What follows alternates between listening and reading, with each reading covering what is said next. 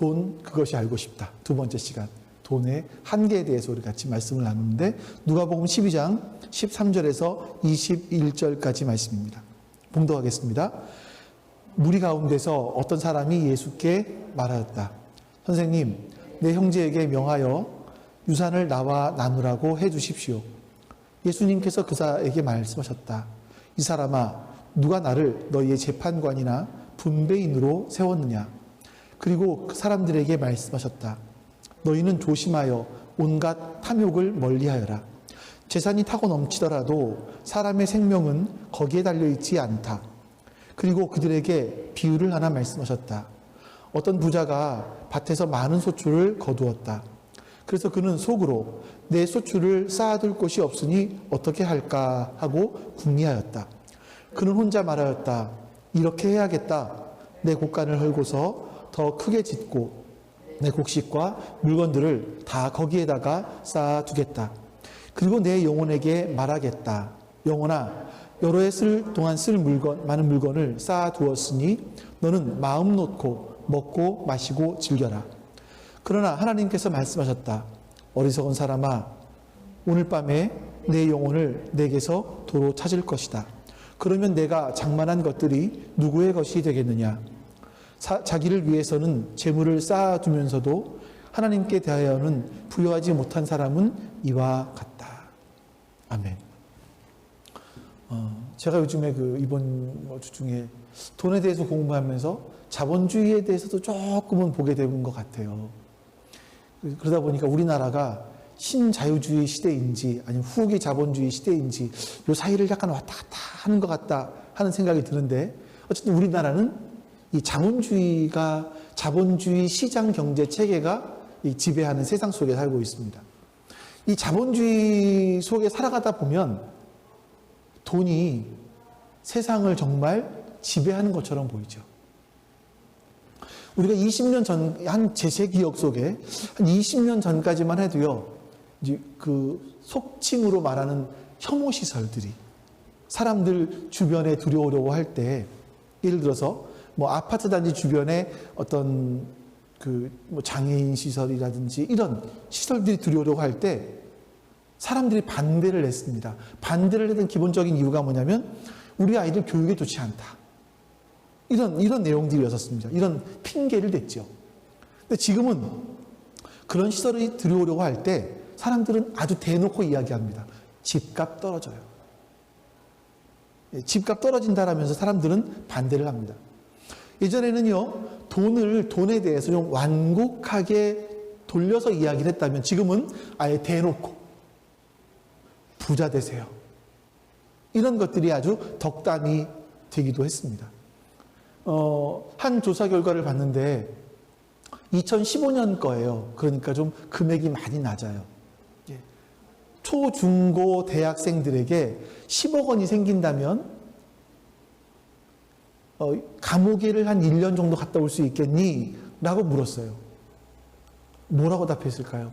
초등학생들은 12%, 중학생은 28%, 고등학생은 44%, 대학생은 51%. 그러니까 사람들이 어렸을 때는 잘 모르다가 점점점 나이가 들어가면서 야, 돈이 얼마나 위력이 있는지를 발견해가는 것 같아요. 내게 10억 정도가 생긴다면 기꺼이 내가 감옥에 들어갔다 오겠다. 이런 생각을 했던 것 같습니다. 사람들이 살아가면 살아갈수록 돈이 정말 중요하구나. 이거를 체험하게 되는 것 같죠. 그래서 지금 시대는요, 돈을 얼마나 정당하게 벌었느냐 이런 건 잘 안 물어봅니다. 언제 물어보냐면 대통령이 나가거나 장관이 돼야지 청문회를 하면서 이런 거 물어보지, 그렇지 않으면요, 돈을 어떻게 벌었느냐 이런 거 잘 안 물어봅니다. 상속을 받았느냐, 뭘 해서 벌었느냐 이런 걸 묻기보다 어떻게 썼느냐, 어떻게 쓰고 있느냐, 얼마나 멋지게 쓰느냐. 멋지다는 말이 좀 그렇습니다만 여기에 관심을 많이 갖게 되죠. 이러다 보니까 여러분, 사람들은 이 돈이라는 것을 굉장히 중요하게 생각을 하고 돈을 잘 버는 것을 능력이 있다 생각합니다. 그리고 돈을 잘 버는 능력이 있어서 내가 번 것이기 때문에 그 돈은 내 것이다. 이렇게 생각을 합니다. 근데 여러분, 우리가 한번 잘 생각을 해볼까요? 돈을 잘 버는 것이 나의 능력일까요? 아니면 주어진 능력일까요? 어떤 사람들이 이렇게 말합니다. 자기 눈에는 세상에 돈이 굴러가는 게 보인대요. 돈의 흐름이 보인다는 사람들이 있어요. 저는 아무리 돌아봐도 낙엽만 보이는데 그 사람들은 돈이 보인대요. 그래서 돈 벌기가 쉽다. 이렇게 얘기한 거 제가 직접 들었습니다. 실제로 재리에 밝은 사람들이 있어요. 근데 그런 능력을 자기가 개발을 한 것일까요? 아니면 타고난 것일까요? 생각해 봐야 될 것 같아요. 네. 타고날 때부터 시작해서 어떤 사람들은 돈의 흐름을 보는 사람들이 있죠. 또 그건 아니겠습니까? 상황이 그렇게 되는 경우도 있어요. 예전에 제가 어떤 분의 어떤 이야기를 들었는데, 코로나가 터지기 전에 마스크 공장을 하시던 분이었어요. 그 당시는 뭐 마스크가 뭐 황사 때문에나 조금씩 팔리는 분이어서 팔렸으니까 그렇게 재미를 못 봤죠. 근데 코로나가 터지면서 마스크가 막 값이 천정부지로 올라가기 시작했습니다. 돈을 긁어 모았어요, 그분이. 제가 그 목사님께 되게 뭐라 그랬는데, 하나님께서 자신에게 복을 주셔서 그랬다. 그런 말도 안 되는 소리가 어딨냐고. 코로나 때문에 사람들이 죽어가는 사람들이 있는데 자신이 돈을 좀 벌었다고 해서 그게 하나님께 복받은 거다라고 이야기할 수 있겠냐고 막 열변을 토했던 적이 있었는데, 그러는 경우가 생기기도 해요. 여러분, 상황.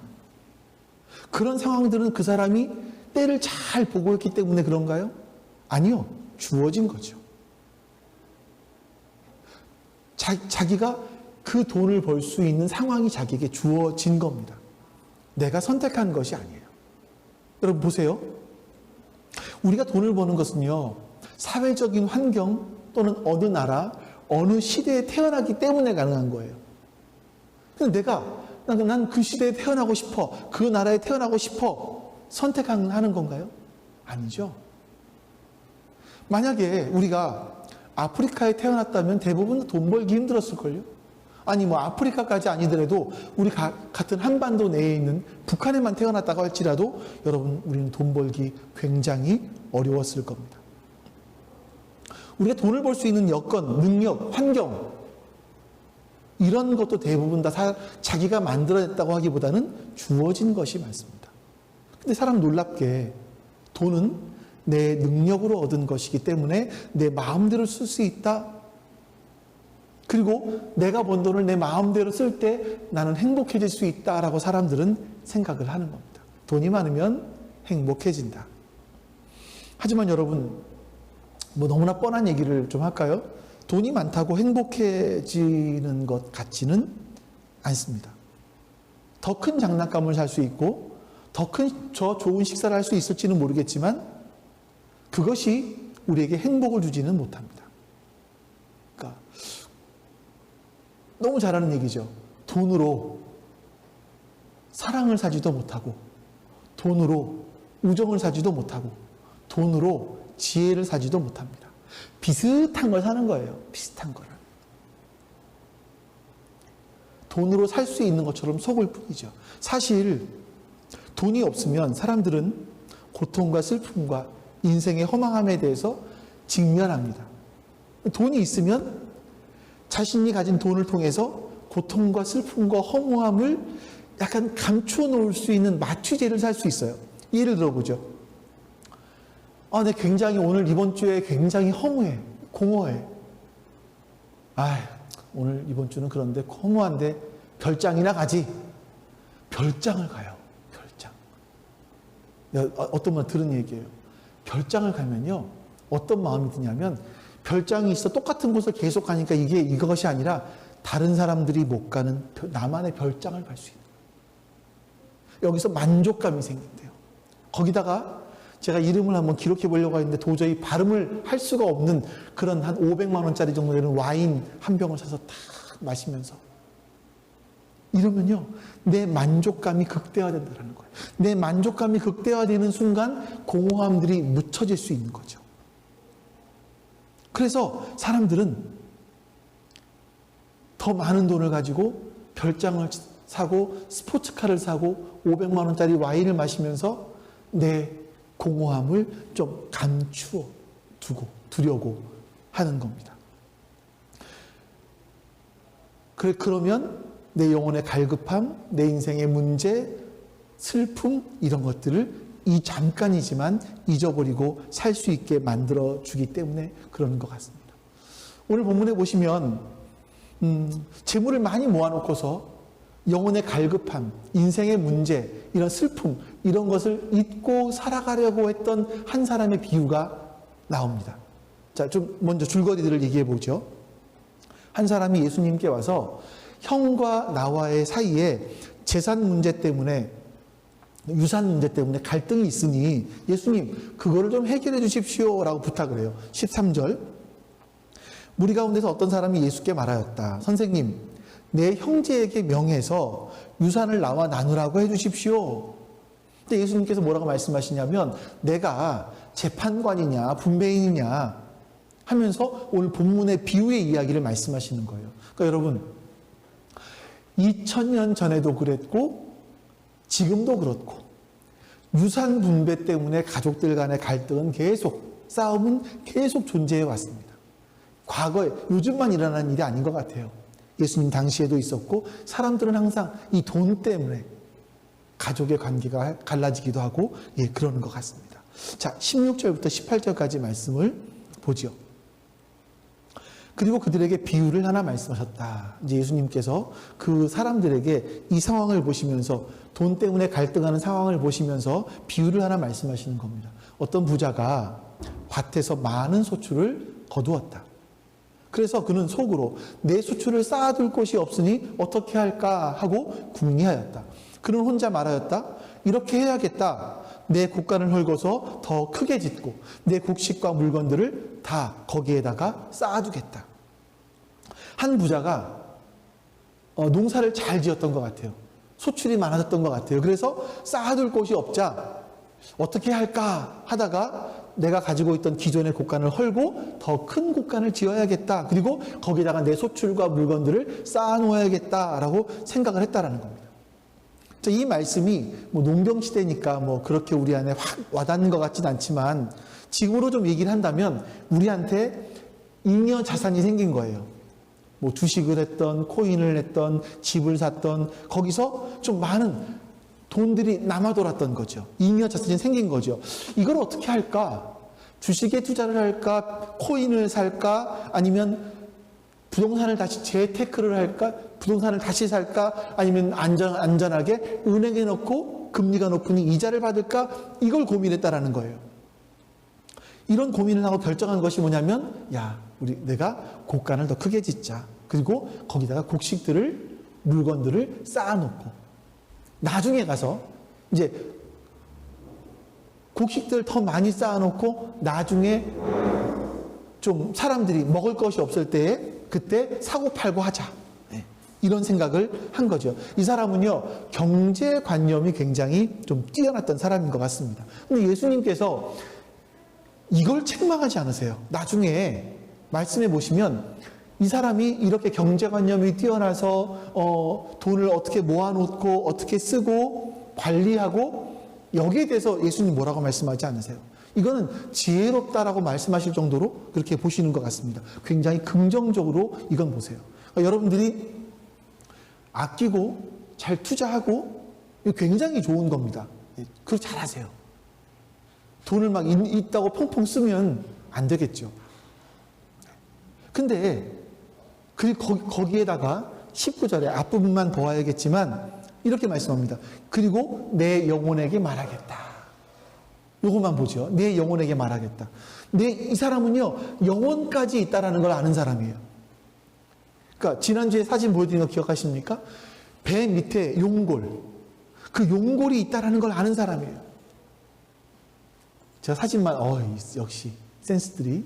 이 배 밑에 저 용골이 있다라는 걸 아는 사람이에요. 자신의 영혼이 있다라는 것조차도 아는 사람이죠. 근데 이렇게 말하는 겁니다. 이제 많은 물건을 쌓아두었으니 너는 나의 영혼아 너는 마음 놓고 먹고 마시고 즐겨라. 이렇게 얘기하는 겁니다. 이거를 21세기 버전으로 좀 바꿔서 말씀드려 볼게요. 비유로 저에게 말씀하시되 한 사업가가 코인에 투자를 해서 코인이 값이 계속 상한가를 치자 마음에 생각하되 내가 이것을 잘 분산 투자하고 전략 투자해서 단기 차익을 노려 더 많은 자산을 축적하리라. 내가 내 영혼에게 말하기를 이제 죽을 때까지 먹고 살 자산을 축적해 놓았으니 마음 편히 먹고 하고 싶은 것을 하면서 살아보자 하리라. 이런 내용이에요. 여러분, 이런 부자의 이야기가 남의 이야기가 아닙니다. 우리의 이야기입니다. 어떤 사람들은 부동산으로, 어떤 사람은 주식으로, 어떤 사람은 코인으로 이런 재테크를 해가면서 돈을 많이 모으는 경우들이 있습니다. 지금 젊은 사람들에게는 주식, 코인 이런 것을 안 하면 할 이야기가 없다라고 할 정도로 그런 시대가 되어버린 것 같습니다. 재테크는 그만큼 지금 시대에 꼭 필요하다고 사람들이 이야기하는 것 같아요.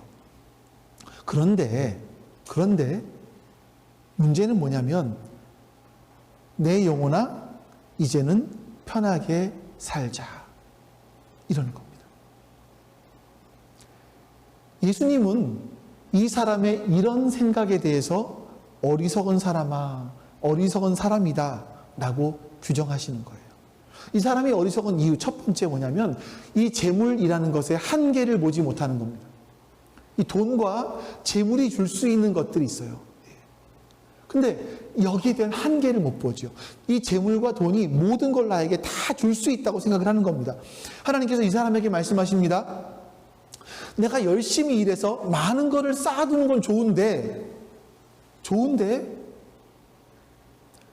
하나님께서 오늘 밤에 너의 생명을 도로 찾아가시면 어떻게 되겠니? 라고 말씀하시는 거예요. 죽음을 말씀하시는 거죠. 그러니까 사람들을 보면 여러분 아무도 예측할 수 없는 한 가지가 있죠. 죽음입니다.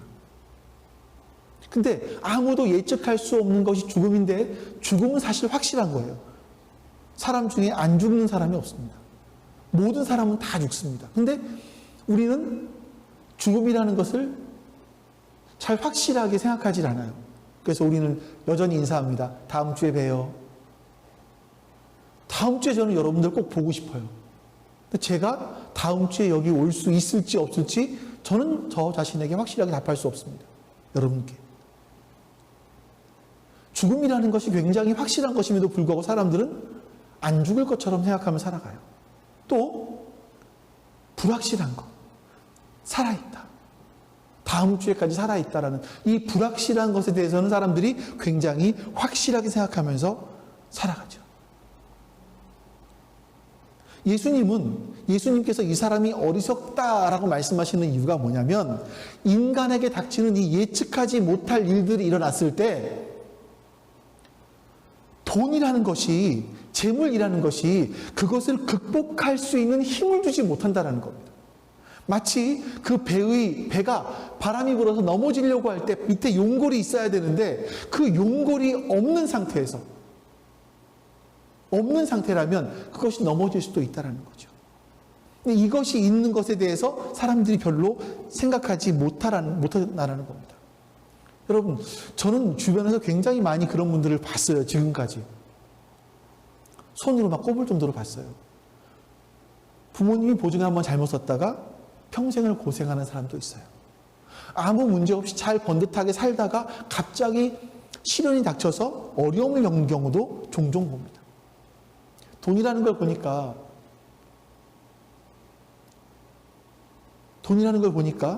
언제든지 사라질 수 있는 거더라. 언제든지 사라질 수 있는 거더라. 분명한 한계를 가진 거더라고요. 그럼에도 불구하고 사람들은 이 돈이 전부인 것처럼 의지하며 살아간다는 겁니다. 이게 예수님 말씀하신 첫 번째 어리석은 것이었습니다. 두 번째, 이 돈을 자기 거라고 생각을 하는 거예요. 돈이 나의 것이다. 17절부터 19절까지 보죠. 그래서 그는 속으로 내 소출을 쌓아둘 곳이 없으니 어떻게 할까 하고 궁리하였다. 그는 혼자 말하였다. 이렇게 해야겠다. 내 곡간을 헐고서 더 크게 짓고 내 곡식과 물건들을 다 거기에다 쌓아두겠다. 그리고 내 영혼에게 말하겠다. 영혼아, 여러 해 동안 쓸 많은 물건을 쌓아두었으니 너는 마음 놓고 먹고 마시고 즐겨라. 여기서 계속 반복되는 단어가 하나 있습니다. 나, 내 소출, 내 곡간, 내 곡식, 내 영혼. 계속해서 나의 것이라고, 소출도 나의 것이고 곡간도 나의 곡간이고 영혼도 나의 영혼이고 계속 나의 것이라고 생각을 하는 겁니다. 예수님은 이 사람이 내 것이라는 것을, 내 것이라 생각하는 것을 굉장히 강조하고 싶으셨던 것 같아요. 잘 생각해보면 이것들이 여러분 모두가 다 그 사람의 것은 아닙니다. 자기의 노력의 대가이기 때문에 나의 것이다. 농사를 지어보면 소출이 많아지기 위해서 그 사람이 농사를 열심히 짓는 것도 필요하죠. 하지만 농사를 내가 아무리 열심히 짓는다고 해서 소출이 늘어납니까? 아니요. 소출이 늘어나기 위해서는요, 자연적인 환경들이 필요합니다. 가뭄이 없어야 되고요. 홍수도 없어야 되고요. 또 뭐가 있어야 될까요? 뭐가 없어야 될까요? 병충해도 없어야 되고요. 소출이 많은 것도 사실 자기 능력만으로 되어지는 것은 아닙니다. 근데 이 사람은 그 소출이 나의 소출이다 라고 생각을 하는 거예요. 갑자기 그분의 이름 생각이 안 나네요. 공기반 소리반 누구죠? 박진영 씨가 얘기했던 것처럼 옛날에 그런 얘기를 했었죠. 보이지 않는 전능자의 손이 내가 하는 일들을 도와주는 것 같다. 이 얘기를 박진영 씨가 했었어요. 정말 이 모든 것들이 내가 한다 그래서 내가 결과를 낼 수 있는 것이 아님에도 불구하고 사람들은 그것이 내 것이다 라고 생각을 하는 겁니다. 맨 마지막에는 영혼도 나의 것이다. 이런 생각을 하는 거죠. 정말 그 사람의 것입니까? 사실은 소유주는 다른 데 있습니다. 성경은 끊임없이 우리에게 말씀하고 있는 것이 뭐냐면 재물과 돈, 그것은요 하나님께서 우리에게 잠시 맡겨두신 것이다 라고 얘기해요. 우리는 청지기라는 거죠. 하나님의 것인데 우리가 잠시 우리에게 맡겨두신 것이라는 거예요. 근데 이 사람은 내 것이다 라고 생각하는 겁니다. 실패하는 사람의 이야기를 들어보고 성공하는 사람들의 이야기를 들어보면 공통점이 있어요. 실패한 사람이 사업을 시작하면서 나는 실패해야지 라고 생각하면서 사업을 하는 사람은 없습니다. 누구나 다 성공을 꿈꾸면서 사업을 해요. 물론 그 사람의 재능이 부족했을 수도 있겠지만 대부분 다 보면 성공할 줄 알고 사업을 했는데 결정적인 순간에 사기를 당해요. 결정적인 순간에 예측하지 못하는 변수가 나타나요. 저는 지금 이 얘기를 어떤 한 분을 두고 얘기하는 겁니다. 제가 아는 한 분을 두고 얘기하는 겁니다. 결정적인 순간에 그분이 저에게 항상 하셨던 얘기가 뭐냐면, 야, 이거 한번 터지면 돈은 이렇게 버는 거야. 이거 한번 터지면 대박이야. 너희 집 사줄게. 너희 교회 버스 사줄까? 이랬던 분이 있었어요. 근데 갑자기 사기를 당했어요. 또 그분이 다시 어떻게 해서 재기를 해보기 위해서 일어섰는데 코로나가 터졌어요. 수출을 해야 되는데 수출길이 완전히 막혀버린 거죠. 중국으로 수출을 해야 되는데. 사람들은요, 성공할 줄 알고 사업을 했는데 결정적인 순간에 속거나 아니면 예측하지 못하는 변수가 나타나요. 사업이 안 되는 거죠. 그래서 마지막에 투자한 것들이 다 날아가는 겁니다. 성공한 사람들은 어떨까요? 자기가 머리가 좋아서 똑똑해서 다 됐을까요? 어떤 사람들은 운대가 맞아서라고 얘기도 하기도 해요. 그렇죠. 안 될 뻔했는데 아슬아슬하게 일이 풀려나가는 경우들이 있어요. 이 사람과 저 사람이 똑같이 하는데, 똑같은 걸 하는데 어떤 사람은 잘 되는 경우가 있어요. 그게 뭘까? 내가 잘나서 된 것일까? 생각을 해보셔야 됩니다. 돈 많이 번 사람들 말고요. 우리도 한번 볼까요? 우리가 직장을 다니면서 월급 받아요. 이게 전부 다 내 능력 때문일까요? 여러분들에게 있는 기본적인 지력, 그게 있었기 때문에 공부한 거예요. 어떤 사람들은 공부하려고 아무리 앉았어도 안 되는 사람이 있어요. 머리 쥐가 나고. 근데 어떤 사람들은 머리가 아프면 수학 문제를 풀어. 그 머리가 개운해진대. 이건 상상을 못할 일인데 그런 일들도 있대요. 이게 후천적일까요? 지력, 육체의 건강 다 타고난 거죠. 아니 그것만이겠습니까? 그 사람이 공부할 수 있을 만한 환경의 여건이 되는 가정, 또 그 직장에 들어가는 떨어질 수 있었겠지만 붙을 수 있는 타인에 의한 어떤 일들, 내가 아무리 좋은 스펙을 쌓아 놓았다고 할지라도 저 사람, 어떤 업체에서, 기업체에서는 뭐 관상을 보는 사람들까지도 동원해서 그 사람을 본다는데 이게 내가 원해서 되는 거 아니지 않습니까? 떨어질 수도 있죠. 들어갔어요. 여러 가지 조건이 맞아서 지금 우리는 여기에 있는 겁니다. 월급을 받는 차이가 날 수 있겠지만 전부 다 내 능력 때문은 아닌 겁니다. 우리는 대부분 다 주어진 것을 바탕으로 그 위에 무언가가 이루어진 거죠. 여러분 여기 혹시 동의가 안 되세요? 쉽게 말할까요? 여러분들이 지금 우리나라에 태어나지 않았다면 어떻게 됐을까요? 아프리카 케냐에 태어났어요. 지금 뭘 하고 계실까요? 지금처럼 살 수 있을까요? 아니 어쩌면 대부분 많은 경우에 우리는 구호품을 기다리고 있을지도 몰라요. 우리 아이들은 뭘 할까요? 하루에 1달러 받고 커피 콩을 따고 있을지도 모르겠죠?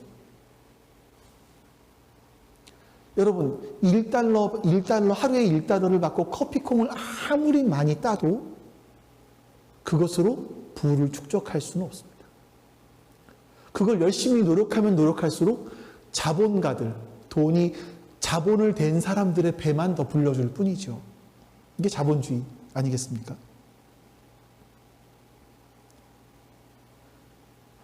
우리가 가지고 있는 것이 내 거라고 생각하는 것이 얼마나 큰 착각인지를 우리는 생각을 해야 됩니다. 예수님이 그 얘기를 하고 계시는 거예요. 이 사람이 다 자기 거라 생각을 해요. 내 소출, 내 곳간, 내 물건, 내 영혼. 근데 예수님은 이 사람의 생각이 어리석다라는 겁니다. 그 생각. 다 내 거라고 생각하는 생각. 뿐만 아니라 이 사람이 더 어리석은 것은요. 사람의 생명이, 그 생명이라는 것은 행복이라는 것과 바꿔 쓸 수 있는데 그 사람의 행복이 소유의 넉넉함에 있다라고 생각을 하는 거예요. 15절에 보시면 재산이 차고 넘치더라도 사람의 생명은 거기에 달려있지 않다라고 말씀하세요. 예수님. 생명, 행복. 그것이 내 소유의 넉넉함에 있지 않다 말씀하시는 겁니다. 19절에서는요. 이 어리석은 사람이 라고 말씀하시죠.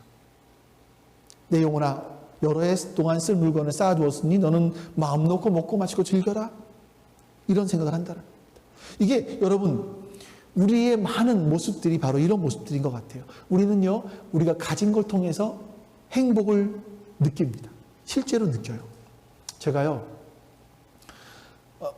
평생 처음인 것 같아요. 지금 휴대폰을 3년째 쓰고 있어요. 3년째 쓰는데 아직도 쓸만해요. 근데 이제 3년이 넘어간, 3년이 한 6개월 됐나? 넘어가니까 뭐가 문제가 생기냐면 배터리가 한 30%쯤 되면 꺼져버려요. 또 100% 충전을 하려고 해도 100%가 충전이 안 돼. 한 94, 5% 정도 되면 충전이 더 이상 안 되는 거예요. 걱정이 뭐였었냐면 이렇게 유튜브 방송을 하기 위해서 핸드폰으로 동영상을 찍는데 중간에 꺼지면 어떡하지? 이런 걱정이 생기는 거죠.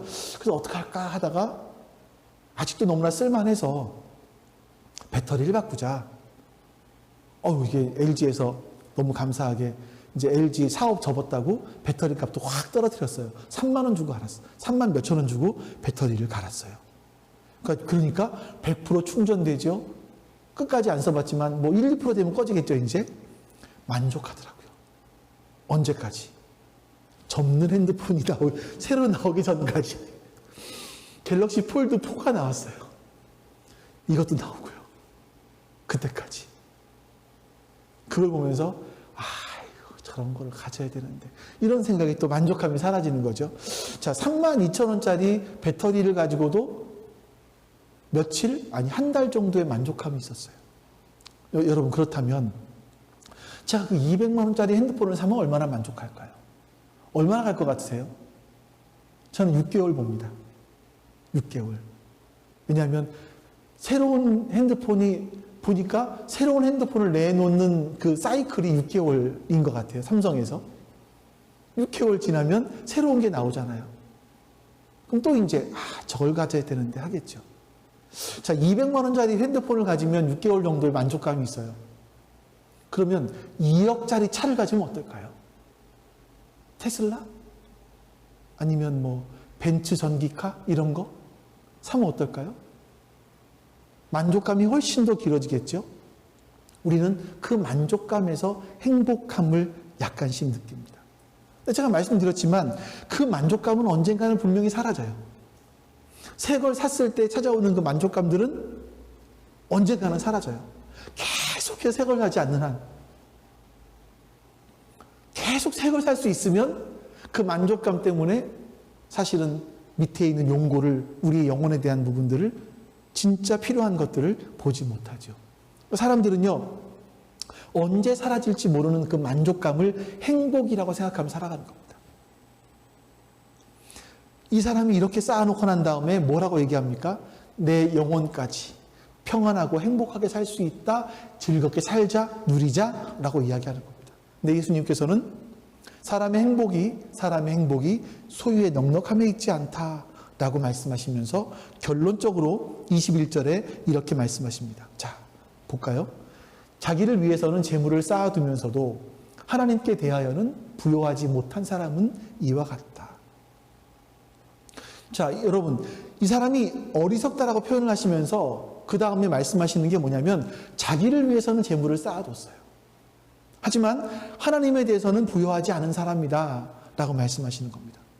지난주에 아까 보여드렸던 배 요트로 얘기하자면 위에 부분은 굉장히 화려하게 꾸며 놓았지만 밑에 있는 용골은 튼튼하게 만들어 놓지를 않은 거죠. 아주 빈궁하기 그지없는 거죠. 눈에 보이는 그 위에는 엄청나게 화려한데 실제 우리의 영혼을, 우리의 삶을 지탱해주는 그 영혼, 용골에 대해서는 쌓아놓지 않았다라는 겁니다. 그래서 그것이 하나님에 대해서는 부요하지 못한 사람이다 라고 말씀하시는 겁니다. 여러분, 돈에 대한 예수님의 가르침을 좀 정리해 보겠습니다. 예수님은 건강하게 재물을 축적하는 것은 문제 삼지 않으세요. 이거를 그 영국에서 미국으로 건너왔던 청교도들 있지 않습니까? 뭐 청교도 정신이 여기서 이런 것이라고 이야기하기도 해요. 이게 기독교의 독특한 정신이에요. 건강하게 쌓은 부는 문제될 게 없어요. 다른 종교들을 보면 부를 약간 좀 이렇게 거부하죠. 무소유. 불교는 무소유를 많이 얘기하잖아요. 소유가 없어야 돼요. 그런데 우리 기독교는 특이하게 건강하게 일해서 부를 축적하는 것은 아무런 문제가 없다 라고 말씀하십니다. 근데 문제는 뭡니까? 그럼에도 불구하고 돈과 재물의 한계를 분명히 알아야 된다. 돈이 절대로 우리 인생의 생명에, 행복에 기반이 될 수는 없다. 거기에는 한계가 있다. 물질과 재물은 언제든지 없어질 수 있다라고 말씀하시는 거예요. 개인의 행복이 돈에 있다고 생각하면 돈을 의지하고 한계를 보지 못하고 살아가기 때문에 언젠가는 인생에 바람이 불면 넘어질 수밖에 없다는 거죠. 한계가 드러나는 겁니다. 예수님께서 말씀하시는 것은 인간의 행복은 돈이 많고 적음에서 오는 것이 아니라 하나님께 부요해야 된다. 하나님께 부요할 때 인간은 행복해질 수 있다라고 말씀하세요. 하나님께 부요한 게 뭘까? 이건 다음 주에 이것만 놓고 좀 말씀을 드리도록 하겠습니다. 오늘은 이제 여기서 이 부분을 이 누가복음 12장이니까 누가복음 12장에서 말씀하고 있는 하나님께 대해 부요한 게 뭘까 찾아보니까 요 조금 뒤로 가면 있어요. 29절에서 31절 말씀. 그러므로 너희는 무엇을 먹을까 무엇을 마실까 하고 찾지 말고 염려하지 말아라. 이런 것은 다 이방 사람들이 추구하는 것이다. 너희 아버지께서는 이런 것이 너희에게 필요하다는 것을 아신다. 그러므로 너희는 그의 나라를 구하여라. 그리하면 이런 것들을 너희에게 더하여 주실 것이다. 저는 오늘 아침에 이제 여기서 다시 한번 혼자 하거든요. 리허설을 하거든요. 하면서 이 부분이 정말 가슴에 많이 와 닿았어요. 하나님에 대해서 부요해진다라는 것은요, 이제 하나님 나라를 구하는 것이죠. 하나님 나라를 구한다라는 건 뭘까요? 하나님 나라의 가장 중요한 개념은요, 하나님의 통치, 다스림입니다. 하나님이 다스리신다. 이걸 이렇게 보시면 돼요. 사사기를 보면, 여러분 얼마 전에 우리 큐티도 했었고 설교도 말씀 나눴었는데, 사사기를 보시면 사사기에 똑같이 반복되는 두 구절이 있습니다. 사람들이 자기 하나님을 왕으로 삼지 않았어요. 왕이 없으므로 자기 소견에 오른 대로 행했다. 사람들은 하나님을 왕으로 삼지 않아서 자기 소견에 오른 대로 살아갔어요. 이게 지금 인간들이 살아가는 세상이에요. 근데 하나님 나라가 임했어요. 예수 그리스도께서 이 땅에 오시고 십자가에 죽으시고 다시 부활하시고 하나님 나라 가심으로 말미암아 하나님 나라가 이 땅에 임했어요. 그건 뭐냐면 이제 드디어 성령님을 통해서 우리는 하나님의 통치 아래, 하나님의 다스림 아래 살아갈 수 있는 사람이 되었다라는 거예요. 그렇게 살아가고자 할 때 성령께서 우리를 도우신다라는 거죠. 하나님께서 다스리신다. 이건 뭐냐면 우리의 영혼만 다스린다라는 얘기가 아니라 우리의 삶까지도 다 다스린다라는 거예요. 눈에 보이지 않는 밑에 용골, 이것만 다스리는 것이 아니라 이 눈에 보이는 요트 위에 있는 이 화려한 모든 것까지도 하나님이 다스리신다라는 거예요. 그것을 하나님께 맡겨드리는 거죠. 이게 하나님 나라를 구하는 사람의 삶의 자세인 겁니다. 그래서 하나님 앞에, 하나님, 나의 삶의 여러 가지 요소들을 다스려 주시옵소서. 이렇게 고백하는 거예요. 제가 조금 전에 노트북을 받게 되었다라고 말씀을 드렸습니다. 이거는 어떻게 받게 되는 거냐면 교회 재정에서 나오는 것이 아니고요. 거기 신청서를 내면 그 교회 성도분들이 후원해 주는 거예요. 교회 재정을 하는 게 아니라 그 교회 성도분들이 내가 이 교회, 이 목사님이 필요하다고 한 그 교회를 위해서 헌금하겠습니다. 그래서 그 물건을 사서 헌금을 해주는 거예요. 돈이 내 것이 아니라 하나님의 것이다 라는 것을 인정하는 한 부분이 될 수도 있겠죠. 우리가 하나님의 다스림 아래에 있을 때, 하나님께서 우리를 다스리실 때 우리가 가장 아름다운 모습으로 하나님이 우리를 이끌어 가신다는 걸 믿을 때 이게 가능한 거죠. 자, 이 말씀 다시 한번 보세요. 누가 하나님 나라를 구합니까? 여기서 보시면 무엇을 먹을까, 무엇을 마실까 찾지 말고 염려하지 말래요. 이건 누가 구하는 겁니까? 이방 사람들이 구하는 것이다. 자, 이방 사람들이 구하는 것이다. 이건 뭐 해석할 필요도 없을 정도로 말씀하시는 부분들이죠. 이 다음에 굉장히 중요해요. 너희 아버지께서는 이런 것이 너희에게 필요하다는 것을 아신다. 여러분 아멘이세요? 하나님은 우리에게 필요한 것이 무엇인지를 아시는 우리 아버지시라고 예수님은 말씀하고 있는 거죠. 그래서 우리가 이것을 믿는다면 그 다스림 아래 들어가는 거예요. 하나님께서 나에게 재물을 얻은 능을 주셨다면 이것이 내 것이 아니라 하나님께서 나에게 맡겨주신 것이군요. 그러면 뭐 남은 돈은 다 또 헌금하 전 이런 얘기 한 적 한 번도 없잖아요. 저는 예전에 이런 생각을 했던 적이 있었어요.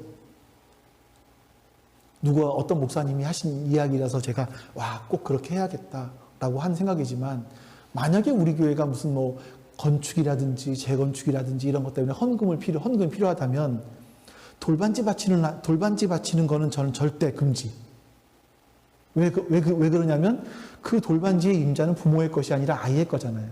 아이가 커서 내 돌반지 내놓으라면 어떡할 거예요? 왜 아이의 소유의 것을 부모가 마음대로 결정하냔 말이에요.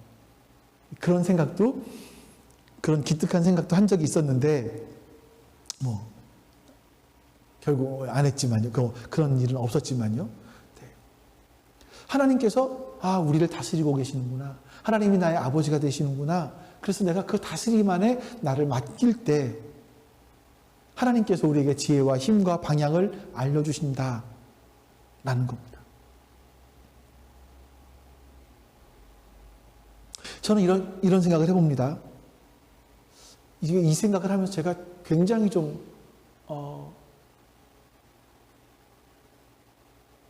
마음이 불편했어요. 뭐냐면, 제가 죽고 나면 하나님 앞에 갈 거잖아요. 그때 하나님께서, 성진이 너 왔구나. 장부 좀 보자. 옛날에는 장부 그러면 이렇게.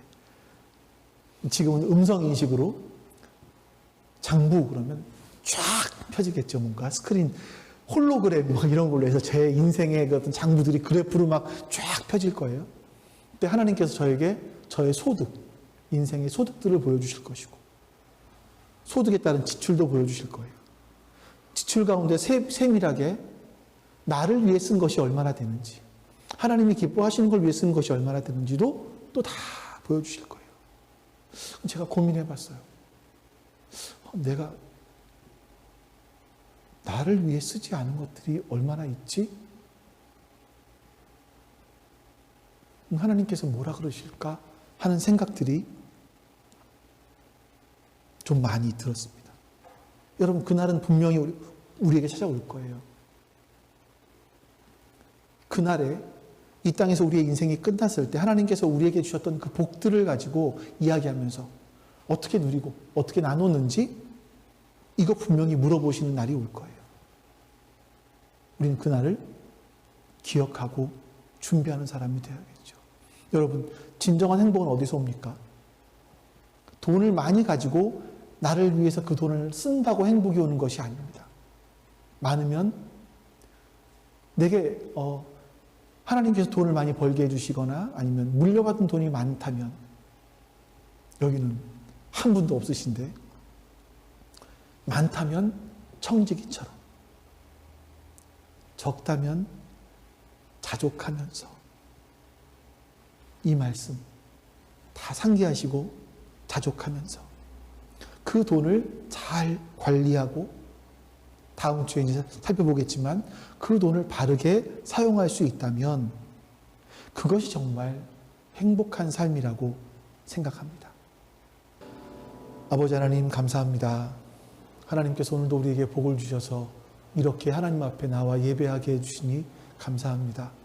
하나님, 우리가 받은 것이 많이 있다면, 그래서 지금 소유가 많이 있다면 청지기적인 삶을 살게 해주시고, 우리의 소유가 넉넉지 않다면 자족하는 삶을 살게 해주셔서 우리가 그 소유로 말미암아 우리의 행과 불행이 우리에게 오지 않는다라는 것을 깨닫게 해주시옵소서. 소유의 넉넉함에 우리의 생명이, 우리의 행복이 달려있지 않다라는 것을 기억하게 해주시옵소서.